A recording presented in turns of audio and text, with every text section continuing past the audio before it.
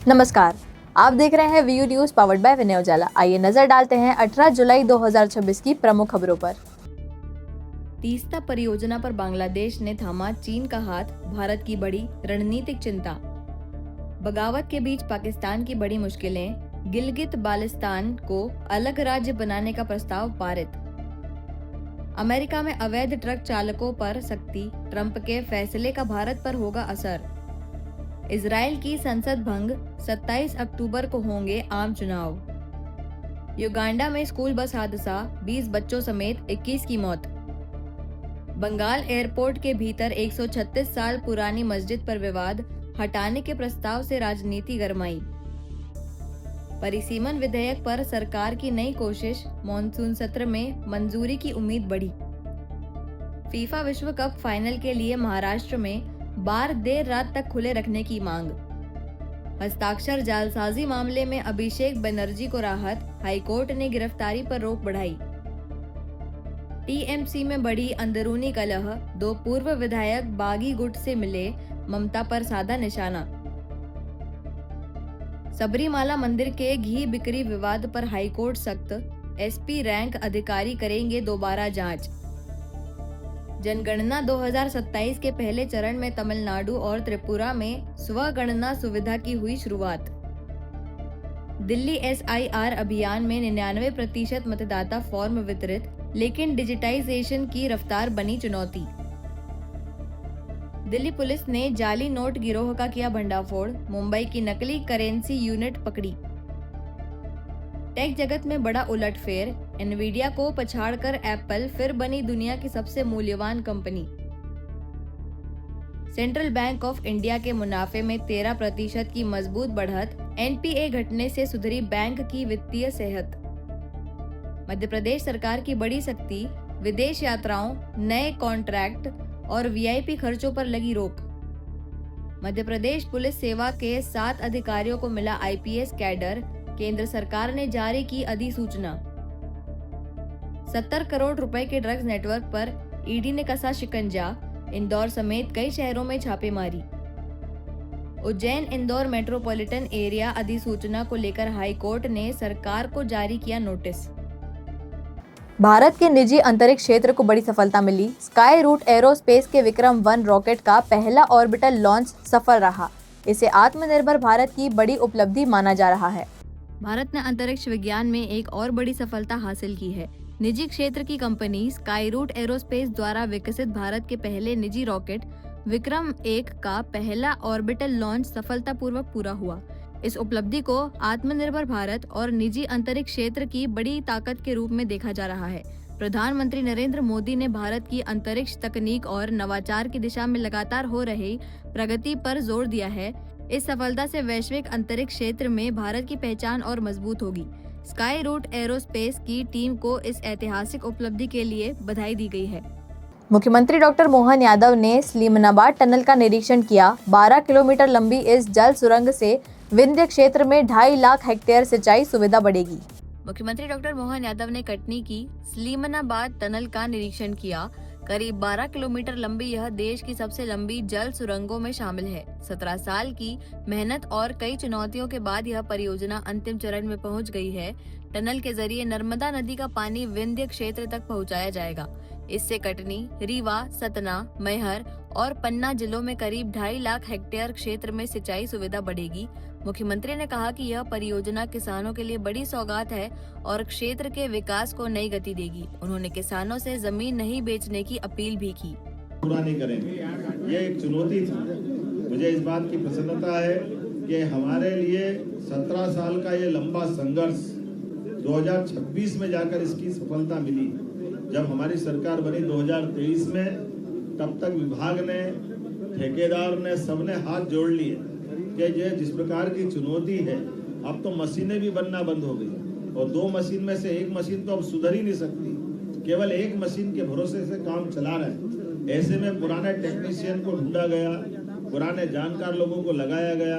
अगर ये टनल ने काम प्रारंभ किया, जिसके कारण से डाउन स्ट्रीम अप स्ट्रीम में लगभग 2.5 लाख हेक्टेयर क्षेत्र में सिंचाई का रकबा बढ़ेगा और इस पूरे क्षेत्र में, अंचल में, हमारे लिए ये विंध्य का अंचल सब प्रकार से ऊर्जावान उर्वरकवान है, लेकिन पानी की चुनौतियों के कारण से कटनी में खुद में पीने के पानी की चुनौती, सतना और मेहर के अंदर उद्योग से लगा करके हमारे पेयजल की प्रदाय में सब प्रकार की परेशानियां, ऐसे में 5 जिलों के अंदर ये अमृत का काम करेगी। और खास करके जैसे गंगा बेसिन में आमतौर पर सोन नदी का गंगा बेसिन का इलाका हो या हमारा मालवा का पार्वती काली सिंह चंबल वाला बेल्ट या केन बेतवा, लेकिन नर्मदा तो सीधे खंबात की खाड़ी में गिरती है। लेकिन ये वाकई विज्ञान का नया चमत्कार हुआ है कि नर्मदा जी अपने खंबात की खाड़ी के परंपरागत क्षेत्र को छोड़ करके विंध्य की वैली में आज अपने प्रवास से सोन नदी के अंचल को भी हरा भरा करेंगे। यहाँ के किसानों को, यहाँ के व्यापारियों को, यहाँ के उद्योगपतियों को क्षेत्र के लिए एक नया वरदान मिलने वाला है। और इस ऐतिहासिक उपलब्धि के लिए मैं पुनः हमारे भारत सरकार के माननीय प्रधानमंत्री नरेंद्र मोदी जी को धन्यवाद देना चाहूँगा, जिनके आशीर्वाद से हमने केंद्र सरकार के साथ 1600 करोड़ की राशि में 275 करोड़ की राशि उनके द्वारा इसमें प्रदाय की गई, लेकिन अधिकतम राशि हमारे राज्य सरकार के निधि से दी गई। लेकिन ये असंभव जैसा काम करके पूरा करने के बाद जो आज चेहरे पे खुशी दिखाई दे रही, ये गए साल तक भी लग रहा था कि ये मशीन कंपनियों ने बंद कर दी, मशीन के सुधारने वाले मैकेनिक नहीं मिल रहे हैं और चट्टानों की चुनौती समाप्त नहीं हो रही। तो ऐसा लग रहा था कि बड़ी आशा उम्मीद इसी टनल के साथ दफन होने की स्थिति में पहुंची थी। लेकिन मुझे इस बात की प्रसन्नता है, जब संकल्प बड़ा होता तो परमात्मा का आशीर्वाद भी हरा भरा करता है, आनंद से सराबोर करता है। ये हमारा चित्रकूट का क्षेत्र, सतना का पूरा पर्वत अंचल, विंध्य की वैली, ऐसे में पन्ना, कटनी, सतना, मैहर और रीवा 5 जिलों के अंदर क्षेत्र के लगभग हमारे 2.5 लाख से ज्यादा क्षेत्र में सिंचाई का रकबा होगा। प्रधानमंत्री नरेंद्र मोदी ने 75 अमृत भारत रेलवे स्टेशनों का लोकार्पण किया। मध्य प्रदेश के 13 स्टेशन शामिल हैं। मुख्यमंत्री ने कहा, इससे पर्यटन, व्यापार और रोजगार को बढ़ावा मिलेगा। प्रधानमंत्री नरेंद्र मोदी ने पंजाब के जालंधर से देश के 75 अमृत भारत रेलवे स्टेशनों का लोकार्पण किया। इनमें मध्य प्रदेश के टीकमगढ़, सांची, विदिशा, शिवपुरी, छिंदवाड़ा सहित 13 स्टेशन शामिल हैं। टीकमगढ़ में आयोजित कार्यक्रम में मुख्यमंत्री डॉक्टर मोहन यादव ने कहा कि इन स्टेशनों से प्रदेश में पर्यटन, व्यापार और रोजगार को बढ़ावा मिलेगा। उन्होंने प्रधानमंत्री का आभार जताते हुए कहा कि रेलवे का आधुनिकीकरण विकास को नई गति देगा। मुख्यमंत्री ने केन बेतवा परियोजना, यूसीसी और मुख्यमंत्री सुगम परिवहन बस सेवा का भी उल्लेख किया।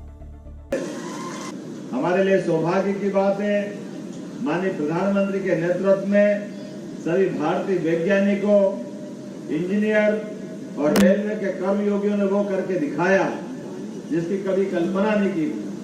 173 साल का रेलवे का इतिहास, और ऐसे में हमारे सामने सच में ये अमृत काल चल रहा है।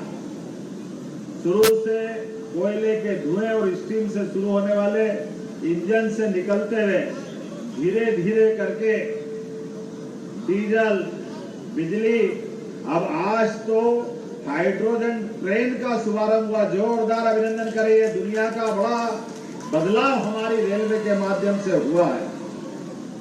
आज जिंद से सोनीपत के लिए देश की पहली हाइड्रोजन ट्रेन को यशस्वी प्रधानमंत्री श्रीमान नरेंद्र मोदी जी ने हरी झंडी दिखाई। अब भारत उन गिने चुने देशों में शामिल हो गया जिसने इस स्तर पर जाकर के काम किया है।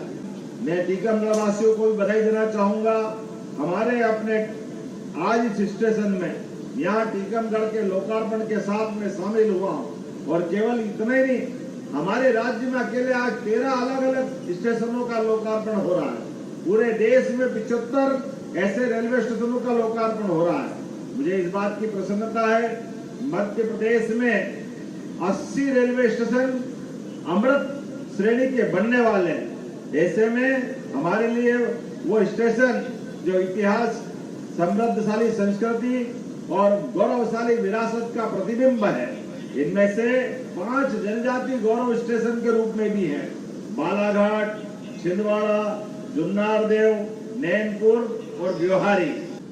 आज यहाँ आने के पहले हमने नदी जोड़ो अभियान का एक बहुत बड़ा पूरे देश के लिए, दुनिया के लिए भारत का तो अंडरग्राउंड टनल का सबसे बड़े प्रोजेक्ट का मैं लोकार्पण करके आ रहा हूँ। रतलाम में घरेलू विवाद में बड़े भाई ने छोटे भाई पर मोगरी से हमला कर दिया। इलाज के दौरान उसकी मौत हो गई।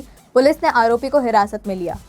रतलाम के औद्योगिक क्षेत्र थाना अंतर्गत लक्ष्मणपुरा में घरेलू विवाद ने खूनी रूप ले लिया। शराब के नशे में हुए इस झगड़े के दौरान बड़े भाई त्रिलोक चंद महावर ने कपड़े धोने की मोगरी से छोटे भाई विमल महावर के सिर पर हमला कर दिया। गंभीर रूप से घायल विमल को पहले रतलाम मेडिकल कॉलेज और बाद में इंदौर रेफर किया गया, जहां उपचार के दौरान उनकी मौत हो गई। दोनों भाई अविवाहित थे और अपनी लकवाग्रस्त मां के साथ रहते थे। सूचना मिलते ही पुलिस मौके पर पहुंची। वारदात में प्रयुक्त मोगरी जब्त कर ली गई और मामले की जांच शुरू कर दी है। पोस्टमार्टम रिपोर्ट के बाद आगे की कार्रवाई की जाएगी। मैडम, क्या कुछ घटनाक्रम हुआ है, किसकी हत्या हुई, क्या विवाद का कारण सामने आया? देखिए, लक्ष्मणपुरा में एक विमल नाम के व्यक्ति की मृत्यु हो गई है इंदौर में, जिसका ऐसा बताया जा रहा है, सोशल मीडिया के माध्यम से पता चला है कि भाई ने भाई की हत्या की। इसी बात की तस्दीक हेतु हम लोग यहाँ पर इकट्ठे हुए थे। साथ में एफएस टीम भी यहाँ पर आने वाली है। अभी ये जांच का विषय है, क्योंकि परिवार के कुछ लोगों का कहना है कि गिर गया है और कुछ लोगों का कहना है कि मारा है। तो एफएसएल टीम घटनास्थल का निरीक्षण करेगी और पोस्टमार्टम रिपोर्ट पर तय कर पाएगा कि क्या घटना घटित हुई है। कुछ कारण सामने आया? शराब के नशे में थे दोनों, बस यही एक सबसे बड़ा कारण नज़र आया है कि नशे की हालत में तो उनके विवाद में आपस में क्या विवाद हुआ, ये जब उसका भाई त्रिलोक आ जाएगा तब बात कर पाएंगे।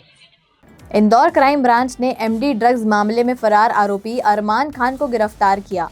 आरोपी से ड्रग्स नेटवर्क को लेकर पूछताछ जारी है। एनडीपीएस एक्ट के एक मामले में लंबे समय से फरार 23 वर्षीय आरोपी अरमान खान को गिरफ्तार किया है। अरमान मंदसौर का निवासी है और बी फार्मा का छात्र है। पुलिस ने उसे तकनीकी साक्ष्यों और मुखबिर की सूचना के आधार पर पकड़ा। इस मामले में पहले ही 4 आरोपी गिरफ्तार हो चुके हैं और उनके पास से करीब 53.96 ग्राम एमडी ड्रग्स तथा एक ब्रेजा कार जब्त की गई थी। पूछताछ में अरमान ने ड्रग सप्लाई नेटवर्क से जुड़े कई अहम सुराग दिए हैं। पुलिस अब पूरे नेटवर्क की जांच कर रही है। क्राइम ब्रांच के अनुसार वर्ष 2026 में अब तक एनडीपीएस एक्ट के 50 मामलों में 108 आरोपियों गिरफ्तार कर करीब 2.86 करोड़ रुपए की मादक पदार्थ और वाहन जब्त किए जा चुके हैं। क्राइम ब्रांच के द्वारा कमिश्नर सर के दिशा निर्देश पर लगातार अवैध मादक पदार्थों के खिलाफ कार्रवाई की जा रही है।